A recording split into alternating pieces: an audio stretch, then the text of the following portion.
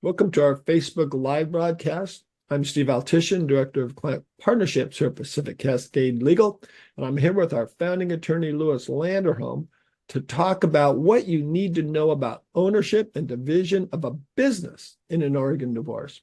Louis, how you doing today? Doing well. How are you, Steve?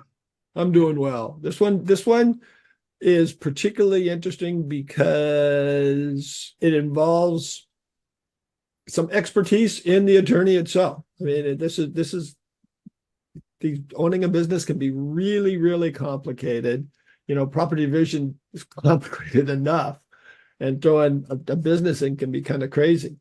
So I thought we'd go through just some issues that you think need to be kind of talked about and resolved before, either coming to an agreement or going to trial, as to how the business will be ultimately determined. So, you ready?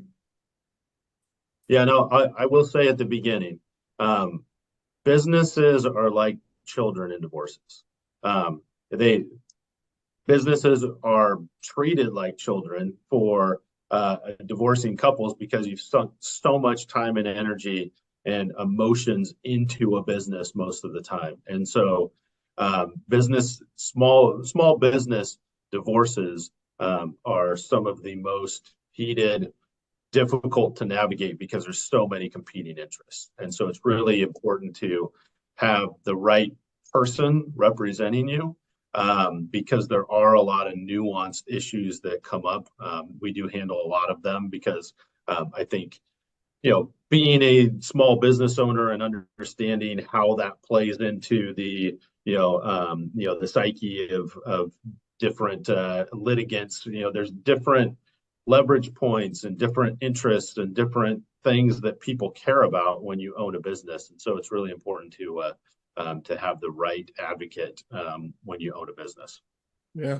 And it's like you said, people put their money and their blood into it, which kind of gets to in business particularly, I think it's important to understand marital property versus separate property and how a business can kind of be uh, determined in that, what it is. Yeah, I mean, it really depends on, so many factors. So kind of what you're talking about, obviously, if the law starts with any asset that came into existence during the marriage is going to be, is presumed to be marital property, presumed to be split 50-50. That goes for a business.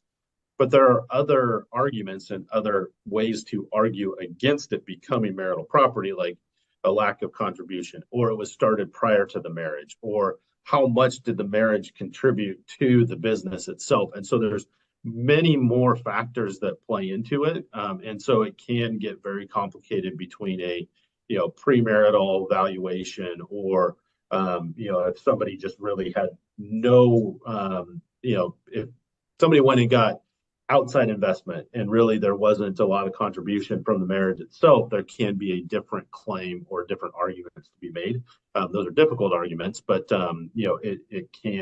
it brings in a lot more potential issues when there's a business on the line.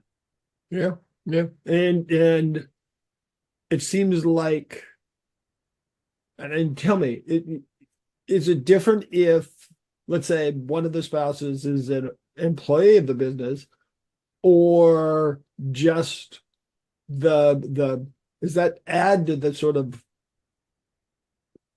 whether or not that's considered a marital or just an employee status? Does that matter? Is it just if the It, spouse is doing something? yeah, it typically doesn't matter. If spouse is an employee, number one, did they get paid as an employee? Because a lot of times spouse is getting underpaid as an employee. So that's it seems unfair at times to business owners. But the reality is that when you own a business, you've got two components that could be sort of hit that feels like it's double dipping. So you've got the asset component of the business, which is the valuation at the time of trial. So you've got your on your balance sheet, on your division of assets, the business itself can hold a residual value. Now, that has to be done through a true business evaluator, unless the parties can agree on what the valuation is. And then from there, the income, the future income of the business and the future income of that party can be used also for spousal support, for a spousal support analysis for the soon to be ex-spouse.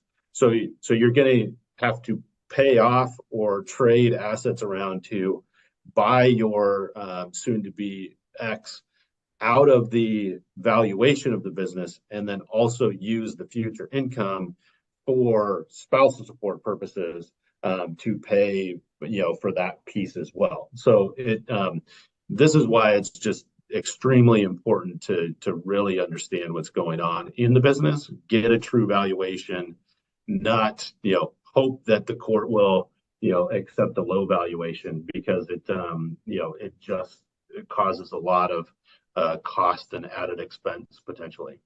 Yeah, that makes complete sense. I mean, this isn't like there's no blue book, like for a Right. car. So can you talk just a little bit more about that valuation? Because aren't there, I mean, there's different ways businesses can be valued, and there may not be an agreement on which way they want to be valued. Yeah, all the time. So I mean, this is why I don't pretend to be an expert in valuing businesses. And so we go and hire experts who are experts in valuing businesses, but not every business is created equal. Yeah. So most of the time when we have a business valuation case, this is how it goes. We call Steve and we say, Steve, who in our business valuation, essentially Rolodex, who handles this type of business? Who have we used before that has valued something that's similar? Are we talking about a service industry? Are we talking about a manufacturing? Are we talking about a construction industry? What industry? A dental practice, a medical practice? Like all of these things have different different nuances, and there are experts all over the place who specialize in that area of business valuation. But it's really important to have that a true valuation if the business is really the crux of the case, because like I just had a case recently that a CPA valued a business. It was a construction business, valued the business at $0. A business evaluator valued it at $400,000. The judge came in at a number of $300,000. That's a big difference. You're talking about a $300,000 swing between one party says it's zero, and that's a CPA who presumably has some experience.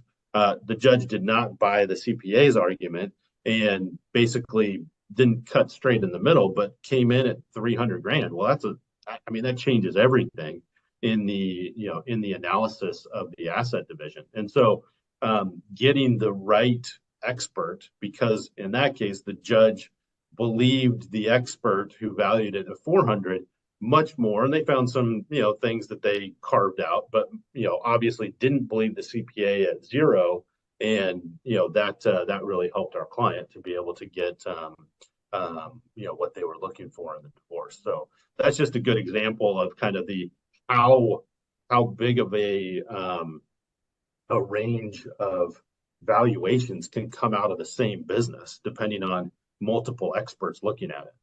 Yeah, I remember a couple of cases. One was where you needed to get a valuation of wine. Yeah. And when we started looking at experts, it was a interesting phenomenon, because even among experts, there was a difference on valuing wine. And that was crazy. And I remember another one where there was a big issue about a copyright that was part of the business. And one of the experts we talked to, I remember, said, well, it's not just valuing that, it's being able to actually transfer that. just because the business owns it doesn't mean you can necessarily transfer these things. And again, back to the wine, that was a deal because uh, the OLCC licenses aren't necessarily transferable. Yeah, I was We going to know say all that. those are the anything that has to deal with liquor, or now in today's world, marijuana dispensary valuation is talk about a whole different area. But Yeah. yeah, because anything where you've got an outside governing body like OLCC, even though you may want to go and do something with the business, if both spouses are on the OLCC license, the divorcing party who's going to keep it has to go reapply, and that can cause a lot of time and money. So there's just a ton of things to think about, and it's we had another case. I mean, I could talk about these cases all day because they get so detailed and so intricate. But we had another case where it made more sense for the business to keep the ex-spouse on the payroll so they didn't have to dissolve the business itself. Because what people have to understand is you've got, not only are you divorcing in the divorce process, but in businesses, in your bylaws, you potentially, if both spouses are owners, then you may be dissolving the business at the same time. And so you have to go through a dissolution of the business and a dissolution of your marriage. And that sort of confluence can cause chaos, if you've got multiple partners. So in this particular case, we ended up not dissolving the business itself so that the partners could maintain everything the way it was, kept the ex-spouse on the payroll, and basically their job was to handle the taxes every year. So, there's creative ways to do this stuff, but there's a lot of different financial, there's a ripple effect if you go down the path of just scorching the earth and wanting to dissolve everything. Yeah. Does the entity itself ever come into play or make a difference? I'm just thinking, are there different things you have to look at if it's a corporation or it's a partnership? Well, yeah, because you've got stock issues, you've got ownership issues, you've got board of directors, you've got bylaws. All of those things have potential issues. The larger the corporation, the less of an impact because they've got it's just spread through more people, and so it causes less of an issue typically outside of what the stock value is, because that's normally how it's set up, as they can deal with the stock, right? But for the small business, where both spouses own the business, those are the ones that create the most amount of difficulty because you essentially don't have a choice but to dissolve the entity itself. Yeah. And, you were talking earlier about how, the business is like dealing with children. And part of that, of what you do is really working out the business's future, their ownership, the spouse interests of each spouse. And even if it's something's dissolved, there's still assets floating around. I mean, there's a lot of things to consider. It sounds like it's almost like a parenting plan. Yeah.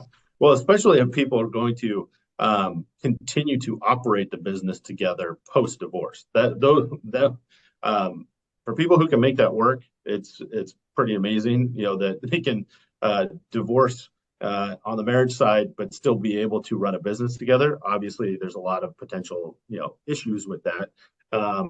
But really, for most people, it's untangling all of that, and it takes time. And yeah, it's really like building a parenting plan, because you've got to, really project into the future. What if this happens? What if that happens? And so, yeah, there's a lot of work that goes into how to do that appropriately.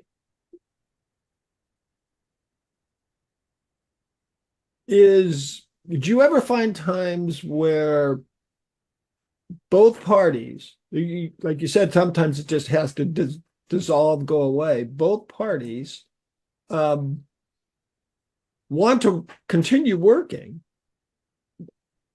and separate and just form their own businesses, but basically doing the same thing. Is that something that's possible?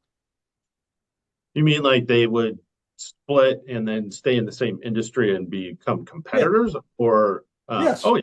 I mean, anything's possible, happens all the time. Specifically in like service industries, there can be business challenges to that. If one spouse believes that the other spouse is like taking clients, taking customers, because obviously there's another case where, one party was intimately involved and started to, not intimately involved in that, but just knew that all the workings of the business and was opened up a secondary business. And the soon to be ex spouse on the other side believed that they were taking all of the clients with them. And that became a business litigation situation on top of the divorce. So, yeah, it can get really nasty. Yeah. Geez. Is there Are there dangers? And I know you've talked about it of trying to keep the business um, interests after. What I'm thinking is I remember a case that you had where they decided to. I think the husband would keep the business, but he would employ the spouse to do the taxes and to be the accountant. And everything was great until he got a new wife who I think fired him. And I mean, is that, and I guess I'm getting into the sort of modification sort of enforcement. Can these things be enforced kind of like, again, custody and parenting time? I mean, if it's not just is it not just a civil case, but can you enforce some stuff like that after the case is over, or is it treated more like property? It's over and done with.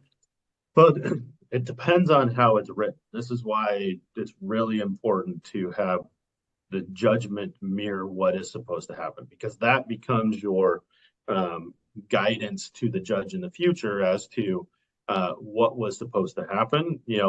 Forcing somebody to, have the other person work for them uh, is a non-traditional way of doing things, obviously. So what we need to do is draft it accordingly. So it's really about a dollar figure, not necessarily forcing somebody to employ the other person. In that situation, we did have protection language in there, and so it ended up that the money still continued. It was what was the position going to look like, and so we were able to adjust some of that stuff. But yeah, I mean, just bringing up those issues, they're extremely complicated issues because obviously, how long is this going to work? And if going back to like the OLCC and those type of things, if that then sets off a dissolution of the business at that point, then you're going through the whole process almost again, and that costs a lot of money and takes a lot of time. So they're really, they're really nuanced issues that come into play when you've got a small business in the mix. Yeah. And you mentioned it earlier, other just regular parts of the divorce, support, um, dividing other stuff, maybe like your retirement accounts or the real property. Those all kind of come into play when you're looking at dividing the business or how you divide it. If you need to also, like you said, do support. Yeah. Yeah, because the future income of the business is also going to be factored in for a support valuation and number. So it gets really tricky, and there's a lot that we just have to, a lot of accounting, a lot of information that is required to to get to that point. lot of times mediation is a much better outcome or a much better, I should say, venue than going to court. A judge just has limited time. And so a lot of times we really recommend getting into mediation in those cases because there are so many competing interests between the parties, and it really just takes time to work them all out. Yeah. Wow. Well, we run out of time, but this is great, great information, Louis. So thanks for sitting down, just talking about ownership, division of a business in an Oregon divorce. And I think the bottom line is make sure your divorce attorney understands all of those things. Yeah, you're welcome. Happy to have the conversation. You got it. And everyone else, thank you for joining us. Please feel free to contact our firm. We can get you connected with an attorney who can help you, and to stay safe, stay happy, and be well.